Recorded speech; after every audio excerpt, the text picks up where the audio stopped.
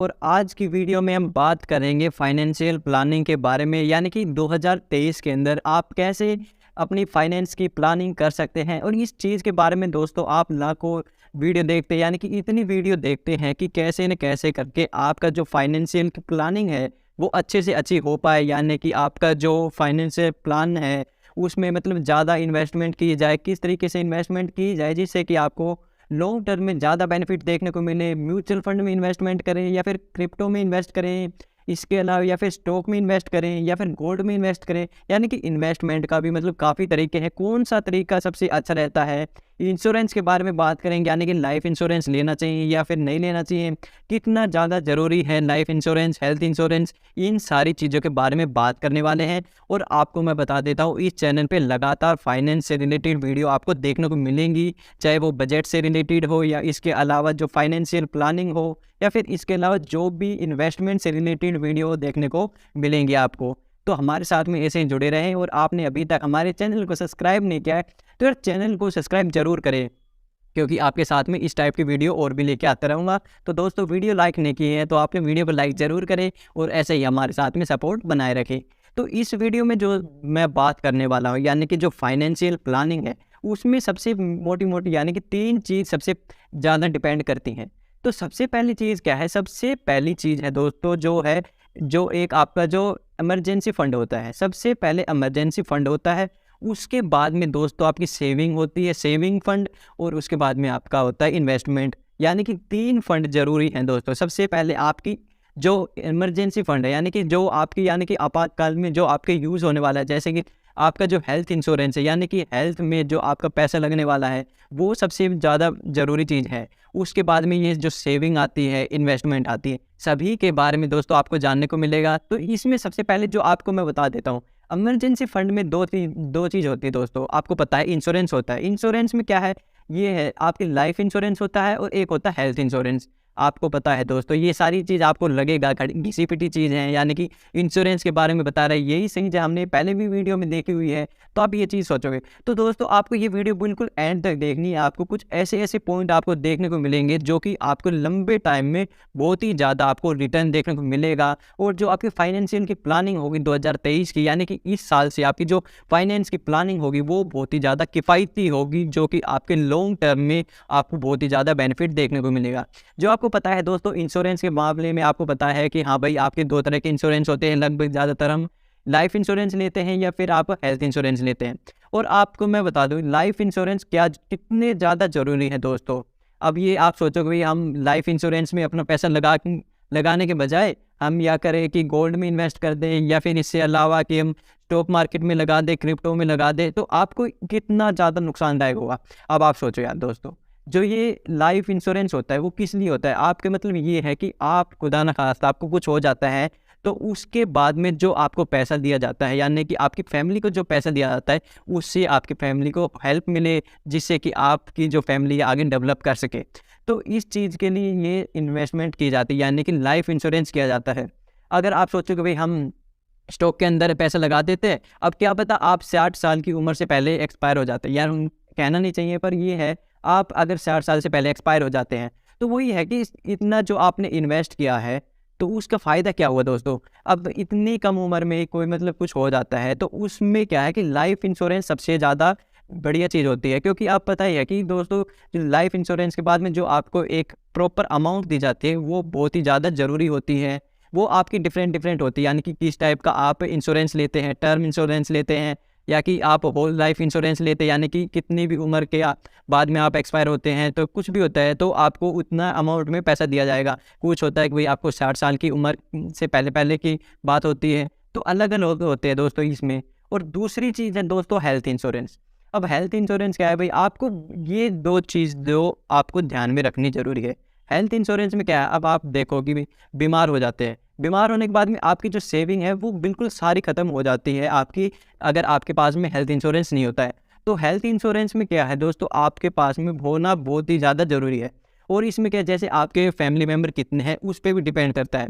जैसे आपके family member total आप 5 हैं, तो उसमें क्या है, हर एक मेंबर का कम से कम 2 लाख से 3 लाख का हेल्थ इंश्योरेंस होना ज़रूरी है। यानी कि 5 मेंबर हैं तो आपका जो हेल्थ इंश्योरेंस है वो सालाना 10 लाख का होना ज़रूरी है।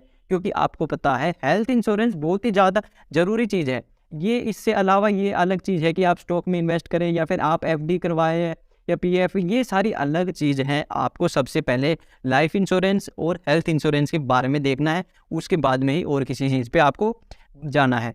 तो उसके बाद में बात की जाए तो जो बेस्ट वे है, अब हम आएंगे इन्वेस्टमेंट पे, यानी कि गोल्ड में आप इन्वेस्ट करते हैं तो कौन सा आपको करना चाहिए, यानी कि भाई फिजिकल गोल्ड लें या फिर डिजिटल गोल्ड लें, कौन सा गोल्ड सबसे अच्छा रहेगा, किस टाइप के गोल्ड में हम इन्वेस्ट करें। तो सबसे पहली चीज़ मैं आपको बता देता हूँ, अगर आप फिजिकल गोल्ड में इन्वेस्ट करते हैं, तो आपको पता है मेकिंग चार्ज कितना हो जाता है, यानी कि मेकिंग चार्ज अलग है, जीएसटी अलग है, और इसके अलावा मतलब काफ़ी चार्ज हो जाते हैं अगर आप फिजिकल गोल्ड लेने जाते हैं।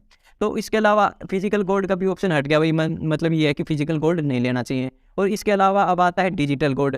दोस्तों डिजिटल गोल्ड पे भी अलग अलग तरीके के टैक्स लगते हैं, यानी कि आपको ये बता दो कि फिजिकल गोल्ड भी नहीं लेना आपको, ना ही डिजिटल गोल्ड लेना। तो दोस्तों सबसे ज़्यादा अच्छा सोवरिन गोल्ड बॉन्ड में आपको इन्वेस्ट करना चाहिए। उसमें आपको इसका भी कुछ अलग पैरामीटर होते हैं दोस्तों, कि यानी कि इस बॉन्ड में आपको क्यों इन्वेस्ट करना चाहिए, कितने टाइम के लिए इन्वेस्ट करते हैं तो आपके लिए सबसे अच्छा रहता है। तो दोस्तों इसमें क्या है, अगर आप 5 साल से ज़्यादा के लिए इन्वेस्ट करना चाहते हैं तो आप सोवरिन गोल्ड बॉन्ड में इन्वेस्ट कर सकते हैं, या फिर इसके अलावा जैसे आप 2 साल के लिए, 3 साल के लिए या फिर 4 साल के लिए इन्वेस्ट करना चाहते हैं तो आप डिजिटल गोल्ड को प्रेफर करें या फिर फिजिकल गोल्ड को प्रेफर करें। अगर 5 साल से ज़्यादा आप इन्वेस्ट करना चाहते हैं तो सोवरिन गोल्ड बॉन्ड को ही इन्वेस्ट करें, यानी कि इस गोल्ड के अंदर ही आपको इन्वेस्ट करना है। और उसके बाद में आता है आपकी जो चीज़ मैं आपको बता रहा हूँ, यानी कि आप करंट अकाउंट और सेविंग अकाउंट में आप अपना रिटर्न कैसे बढ़ा सकते हैं। आपको पता है दोस्तों करंट अकाउंट पे तो आपको कुछ भी रिटर्न नहीं दिया जाता है, पर सेविंग अकाउंट में जो आपको 2.5 से 3% तक मिलता है, 2% तक मिलता है, तो आपके पास में एक फैसिलिटी होती है। तो आप ऑटो स्वीप की जो फैसिलिटी होती है उसके थ्रू आपको जो करंट अकाउंट और सेविंग अकाउंट में 6% तक का रिटर्न मिल जाता है, यानी कि एफडी के बराबर आपको रिटर्न मिल जाता है करंट अकाउंट में और सेविंग अकाउंट के अंदर। तो आपको ऑटो स्वीप की फैसिलिटी ज़रूर लेनी चाहिए, जिससे कि आपको इतना ज़्यादा फ़ायदा देखने को मिलेगा, यानी कि सीधा कि यानी कि इसमें कोई फ़र्क नहीं होता, आप कैसे ही पैसे निकालें, कितने भी डिपॉजिट करें, कितने विड्रॉ करें, कोई भी फ़र्क नहीं पड़ेगा आप अगर ऑटो स्वीप का ऑप्शन की जो फैसिलिटी लेते हैं। तो ये चीज़ें आपको ज़रूर करनी है। और दोस्तों अब हम बात करें तो यानी कि दोस्तों म्यूचुअल फंड में आप इन्वेस्ट करते हैं तो क्या तरीका होना चाहिए म्यूचुअल फंड में इन्वेस्ट करने का। सबसे पहले मैं बता देता हूँ, आप अगर म्यूचुअल फंड में इन्वेस्ट करते हैं तो सबसे पहले ध्यान रखें आपको डायरेक्ट म्यूचुअल फंड के अंदर ही इन्वेस्ट करना है, यानी कि आपको किसी भी अदर बेनिफिशियरी, यानी कि जैसे कि आप कंपनी का सहारा नहीं लेना, जो भी डायरेक्ट म्यूचुअल फंड होते हैं उसी में आपको इन्वेस्ट करना है। क्योंकि आपको पता है आप किसी कंपनी के थ्रू इन्वेस्ट करते हैं तो उसमें क्या है, उसकी सर्विस का 1% या 2% चार्ज लेते हैं, या फिर आपको कहेंगे कि भाई हम आपके लिए प्रॉपर रिसर्च करेंगे, आपके लिए रिसर्च करके आपको इन्फॉर्म करेंगे, सर्विस के बारे में बताएंगे। तो वो क्या है कि 1%, 2%, ये जो आपको 1% लग रहा है ना दोस्तों, ये जो लंबे टाइम में आपको देखने को मिलेगा 1% भी बहुत ज़्यादा हो जाता है। जो आपका 1%, आधा परसेंट, 2% भी बहुत ज़्यादा मायने रखता है। तो आप इस वजह से आपको डायरेक्ट जो म्यूचुअल फंड होते हैं उन्हीं में आपको इन्वेस्ट करना चाहिए। तो अगर आप ये भी नहीं चाहते भाई, आप डायरेक्ट म्यूचुअल फंड नहीं करना चाहते, यानी कि म्यूचुअल फंड में भी इन्वेस्ट नहीं करना चाहते, तो आप क्या करें, जो आपके इंडेक्स फंड होते हैं जैसे कि सेंसेक्स है, निफ्टी 50 है, ये दोस्तों जो इंडेक्स फंड होते हैं इनमें आप इन्वेस्ट कर सकते हैं। ये जैसे कि आप सबसे पहले तो आपके लिए प्रेफरेंस है कि आप डायरेक्ट म्यूचुअल फंड में इन्वेस्ट करें। अगर चलो आप नहीं कर पाते, यानी कि डायरेक्ट में नहीं करना चाहते हैं, तो आपको क्या करना है, जो आपके इंडेक्स फंड होते हैं, सेंसेक्स है, निफ्टी है, इनमें आपको इन्वेस्ट करना चाहिए। आपको किसी भी चक्कर में नहीं पड़ना, यानी कि कंपनी के चक्कर में, सर्विस के चक्कर में। तो उसमें क्या है, आपको 1%, 2% का नुकसान देखने को मिलेगा, और ये लंबे टाइम में 1-2% आपको काफ़ी बड़ी अमाउंट बन जाती है। जैसे ही आप 20 साल, 25 साल, 30 साल तक लगातार इन्वेस्ट करते हैं म्यूचुअल फंड के अंदर, तो आपको इस चीज़ से बचना है। डायरेक्ट म्यूचुअल फंड में इन्वेस्ट करें या फिर आप इंडेक्स फंड के अंदर इन्वेस्ट कर सकते हैं।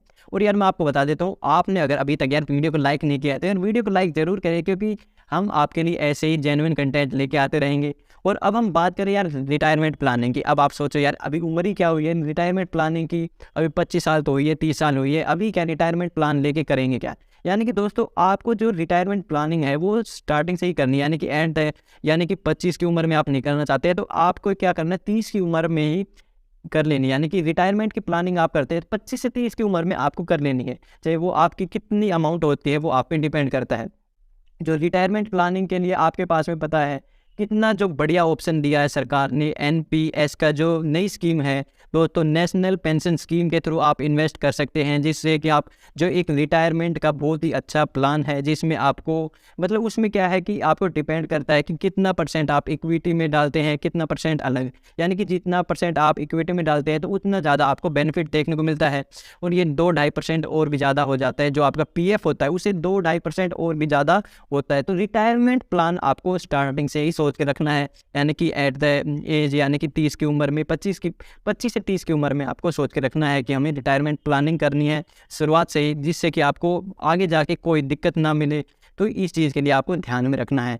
और इसके अलावा बात करें, आप सोचोगे गोल्ड में इन्वेस्ट करें या फिर स्टॉक में या फिर म्यूचुअल फंड में, कितना इन्वेस्ट करें, यानी कि कितना पार्ट ऑफ आपकी जो मनी है उसको कितना म्यूचुअल फंड में इन्वेस्ट करें, कितना गोल्ड में या फिर कितना म्यूचुअल फंड में इन्वेस्ट करें।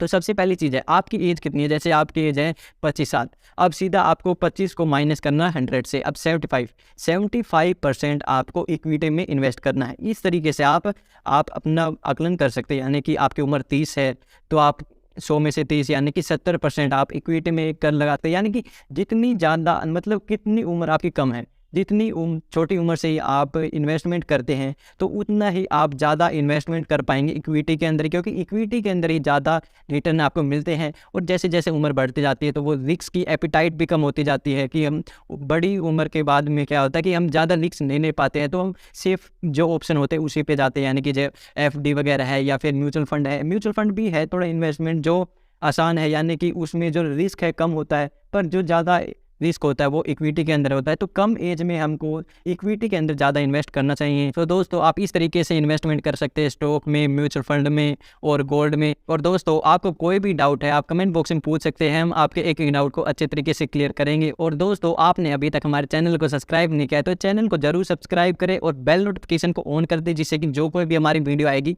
उसका नोटिफिकेशन आपको सबसे पहले देखने को मिलेगा। तो दोस्तों मिलते हैं अगली वीडियो में एक नए अपडेट के साथ में, तब तक के लिए बाय बाय, नमस्ते, जय हिंद।